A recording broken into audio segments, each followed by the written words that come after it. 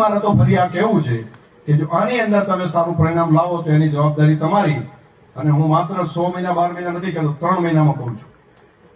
નર્મદાનું પાણી આ નવી નહેરની અંદર રાખવા માટેની જવાબદારી મારી, એના માટેની જવાબદારી વ્યક્તિગત હું લઈને જઉં છું.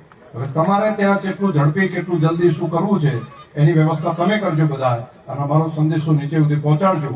અને તમને બધાને મારી વ્યક્તિગત રીતે પણ તમને બધાને મારી પ્રાર્થના છે કે આ કામને તમે બધા પાસે લઈને આગળ વધારો. મળે રહેશે બધા. નર્મદાનું પાણી છે કેવડિયા કોલોનીથી આપણી ધરતી ઉપર લાવવાનું કામ નરેન્દ્ર મોદીએ કર્યું. એમણે કીધું કે ગામડા સુધી મારે આ વ્યવસ્થા કરવી છે.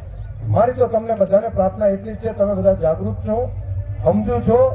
તો દુઃખના દરવાજા બંધ થયા છે 50 વર્ષના, અને મોદી સાહેબે સુખના દરવાજા ચાલુ કર્યા છે.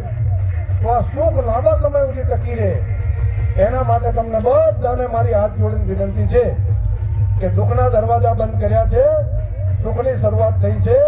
તો આ સુખ કાયમી ટકી રહે એના માટેની વ્યવસ્થા કરજો બધા. કેટલા વર્ષ ચાલ્યું? 5 વર્ષ 25 વર્ષ નહીં, 50 વર્ષ સુધી હેડું. 50 વર્ષ, અને 50 વર્ષ સત્તા પ્રજાએ એમને જ આપી, તમે કરો તમે કરો તમે કરો, તમે સંભાળો તમે સંભાળો.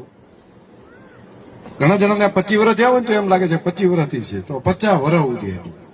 અને 50 વર્ષ એક ચક્રી શાસન કર્યા પછીની પરિસ્થિતિ શું હતી એનું મારે તમને વર્ણન થોડુંક કરવું છે. જો સાચું હોય તમે હોકારો મારા ભેગું હાલજો. 50 વર્ષ એક સરખું સરકાર કર્યા પછી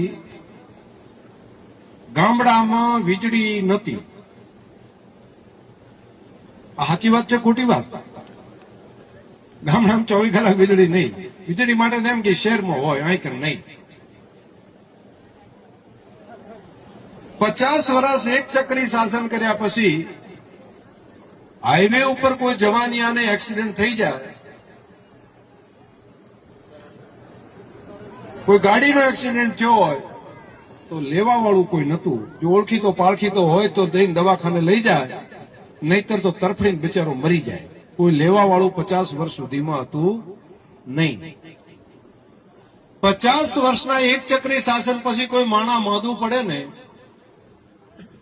કોઈ માતા બેન માદા પડે, કોઈ વડીલ માદા પડે, તો એના દીકરા હોય અને એની પાસે 5 રૂપિયા હોય તો લઈ જાય દવાખાનાનો ખર્ચો કરાવે.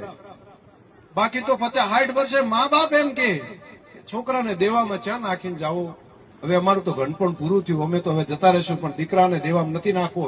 એટલા માટે દવાખાનાના ખર્ચના કારણે કરીને માણસ સારવાર ના કરાવે એ પરિસ્થિતિ 50 વર્ષના અંતે આ પ્રમાણેની હતી. અને બધા એમ જ માને કે જે માદા પડે એ દવાખાનાના પૈસા ખર્ચે. સરકારે રૂપિયા ખર્ચે, આપણે માદા કોઈ પડે ને દવાખાનાનો ખર્ચો સરકાર કરે એવું મનમાં હતું જ નહીં.